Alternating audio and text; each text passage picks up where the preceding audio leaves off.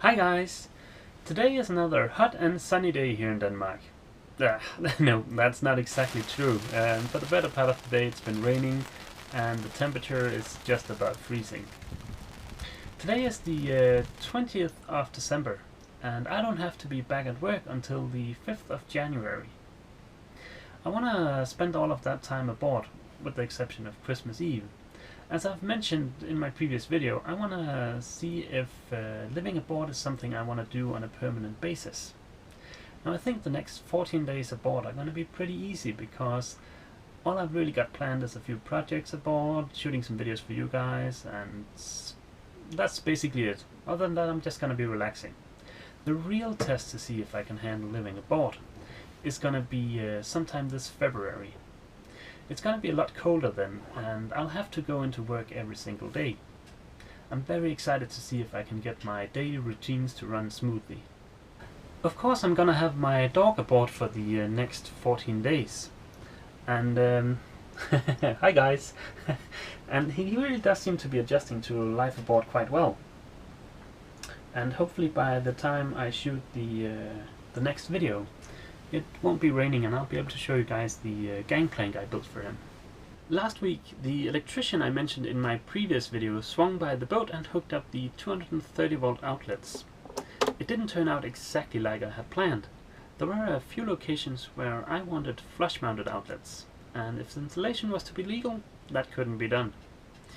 Over by the galley, I wanted a flush mounted outlet on the cupboard. But when opening the cupboard, I'd gain access to the back of the outlet, and according to the electrician, that wouldn't be legal. It's okay, I'd much rather have a safe and legal installation. That way I won't have any issues with the insurance company. But one of the more annoying things about doing a legal installation here in Denmark is the plug in the cockpit.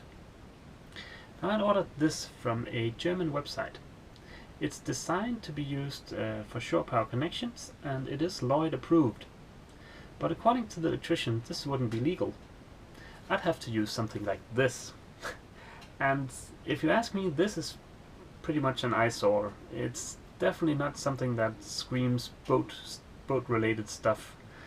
I could have gone with one of those really nice shiny stainless steel type plugs you see on newer boats. But those are really expensive, so I guess this will have to do for now. All I needed to do to finish the installation after the electrician had left was to mount the fuse box in the galley and to mount the plug in the cockpit. Two of you guys have commented on some of my previous videos telling me that I should really double clamp the hoses on my through hull and on my engine. Today I've measured all of the different sizes of hoses and I've placed an order for the hose clamps I need. If you haven't seen all of my previous videos, it might not be obvious, but I am quite new to all of this boat stuff. Obelix is my first boat and I've only had her for about a year and a half. So any and all advice you guys can give me, I appreciate it very much. Coming home from work to find Obelix sitting on the bottom of the harbor is very, very high on my list of things I don't ever want to experience. I mentioned in my previous video about my hopes and dreams that one of my primary concerns about moving aboard is condensation. So I'm really starting to appreciate the insulation I put up while doing the refit. Oh, by the way, I have a lot of photos from when I did the refit, and I'll throw a link in the description to those if you guys want to see them. So I knew I wanted to insulate most of the hull before putting all of the interior back together, as it would be much easier to access the hull without all of the plywood in place. I glued one layer of 12mm closed-cell foam to the inside of the hull. And that actually turned out to be quite a messy job because I hadn't tried using that kind of glue before, so I actually wound up having to take all of the insulation back down and put it back up again just to get a good result.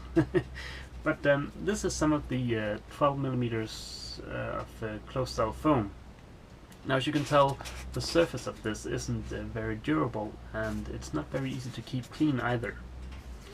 On top of this, I glued 3mm of foam-backed vinyl headliner. Now as you can tell, this surface is much more durable and easier to keep clean, and of course it looks much nicer too. There is a couple of places I haven't yet insulated. The hull behind the head and the inside of the tiny cupboard across from the head have no insulation at all. In the V-berth, the previous owner had put up 3 mm of insulation, which still seemed to be in excellent condition, so I didn't replace that. So far, condensation only really seems to be an issue below the waterline. On the areas of the hull that are above the waterline, even though it's just 3 mm of insulation, I've seen no signs of condensation yet. I guess we'll see what happens in February when it gets really cold, but for now I want to start taking some measurements. I want to see if I can figure out how much of a difference having 15 mm of insulation offers over having just 3 mm of insulation. Sadly, I've left my infrared thermometer back at my house, but I'll swing by and pick that up sometime next week. I hope those measurements will help me figure out how much insulation I should put up behind the head, and if I should replace the 3 mm of insulation in the V-berth with 15 mm of insulation. Okay guys, I'm gonna cut this video kinda short. I wanna take my dog for a walk.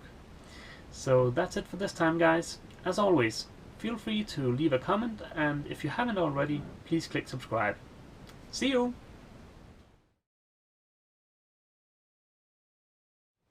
Hi guys! It's another Hot and Sunny. What the fuck? And I don't have to be back till the 5th of January. Be back where? Be at work?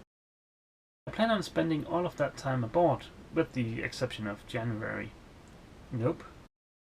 Live aboard, and to see if something like that blah blah blah blah blah. What the deuce?